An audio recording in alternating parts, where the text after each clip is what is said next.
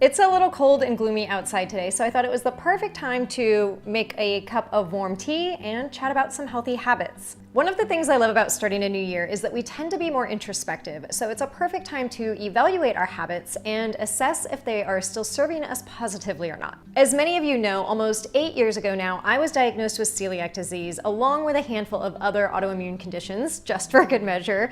And ever since then, I've been on a wellness journey, figuring out what works best for me and my body. So today I thought I'd share some of my favorite tips with you, those healthy habits that I think are pretty darn important and will help to boost your immune system, your overall wellness, and help you feel better for the long term. So let's dive right in. You've probably noticed by now that my YouTube channel is mainly recipes, and that's because when you cook at home, you can control the exact nourishment going in your body, as well as the quality of ingredients. I get that eating out is fast and easy, and I'm all for eating out at a nice restaurant or grabbing takeout every once in a while. But when takeout comprises 80% of what you eat on a regular basis, it's time to reevaluate. Restaurant meals typically contain higher amounts of sodium, saturated fat, and they just have more calories than home-cooked meals. And let's be honest, they're usually not starting with high-quality ingredients. That's why studies have shown that people who cook for themselves more often than they eat out tend to be healthier overall.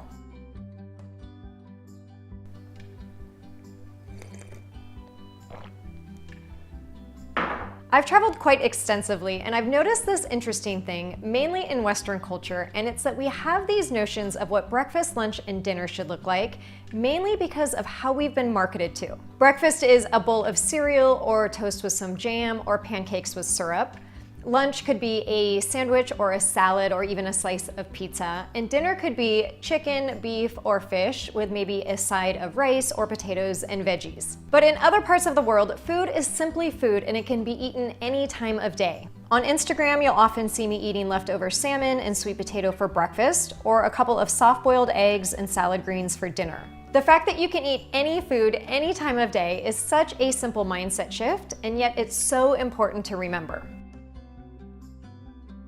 Building on that last point, you'll do your body a world of good if you simply eat more vegetables at breakfast. Breakfast is often one of our most beige meals because of those previously mentioned foods like cereal, bread, pancakes, pastries, or even oatmeal. So I challenge you to get creative with your breakfast and opt for a heck of a lot more color. Sneak spinach and other vegetables into a breakfast scramble. Top your bread with sauteed veggies or healthy protein and healthy fat instead of butter or jam. Or even better, swap your bread entirely for sweet potato toast. Often you'll hear wellness folks saying that when you wake up in the morning, the first thing that you need to do is drink a glass of water with lemon or apple cider vinegar.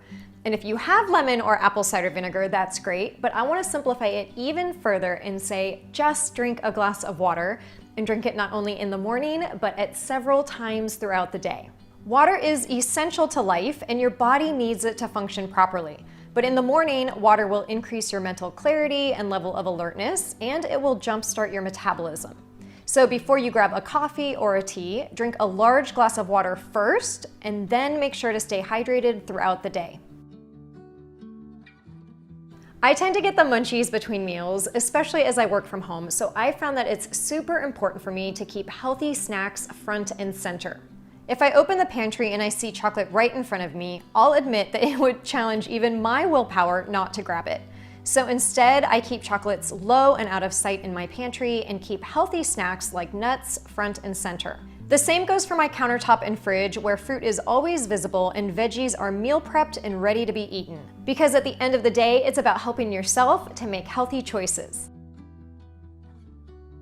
It should come as no surprise that I'm a huge fan of meal prepping, as those are some of the most popular videos on my channel. But I do meal prepping for two main reasons. First, it helps to save time in the kitchen throughout the week. And second, it also ensures that healthy food can be made fast and easy. When I contemplate what I'm gonna meal prep, I'm actually doing mental meal planning as well, thinking about what I'd like to eat later in the week. And I found that planning ahead is 90% of the work when it comes to staying on that healthy path and making healthy choices. For many of us, myself included, we sit at a desk for the majority of the day, and that is doing our body no favors. Movement is critical for maintaining bone density, flexibility, and muscles, but let's not forget that it also helps to boost our immune system and reduce stress hormones. So focus on moving at multiple times throughout the day, which could be standing and stretching at your desk, going for a walk around the block, doing yoga, going on a hike, or riding bikes with your kids. The more you can move and keep the blood flowing throughout the day, the better. And there are apps and timers like Time Out or Pomodoro to remind you to take breaks and provide a little gentle nudge if you need it. There's this amazing healing and rejuvenating that happens to our bodies when we surround ourselves with green trees, lush grass, and blue oceans. For me, the impact on my stress levels is pretty immediate, and I can just feel any stress or anxiety I might have simmer right back down. That's why you often see me on nature hikes through the hills in Orange County, or you might see me rollerblading along the beach, just smelling and breathing in that fresh ocean air. When we get out into Mother Nature, not only do our brains get some much needed downtime, but our bodies will get some vitamin D and our immune system will get a refresh. And you'll notice afterwards that it's virtually impossible to not feel more calm and centered.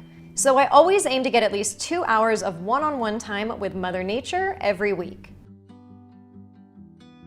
We're all incredibly connected today with laptops and mobile devices, and it can be so hard to turn off. But that's exactly why we need to turn it off and make it a priority. Looking down at our phones not only causes horrible posture and spine alignment, which then throws off the delicate balance of other things in the body, but I think we've all read enough studies to know that it's not good for our mental health either. So set boundaries with your screen time, turn off pop-up notifications, and when you're at home, try to completely unplug. Instagram and YouTube will still be there tomorrow, but you might find that you now have time to take that walk, read a book, or meal prep a few veggies for the week.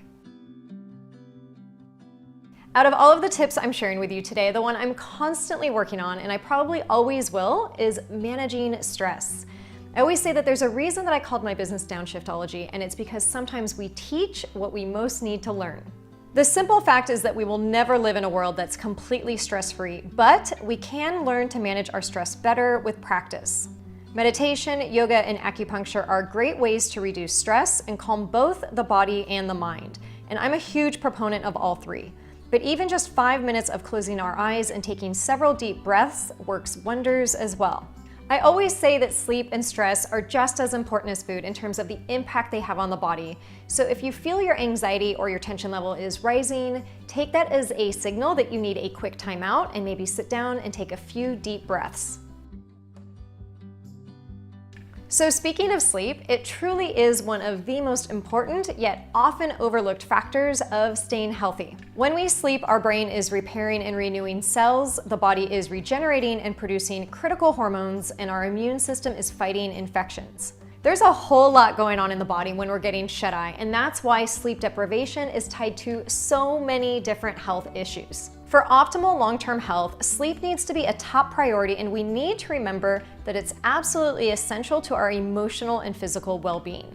In fact, I think it's so important that I've already made a separate video with some sleep tips, so if you haven't yet watched that, make sure to check it out.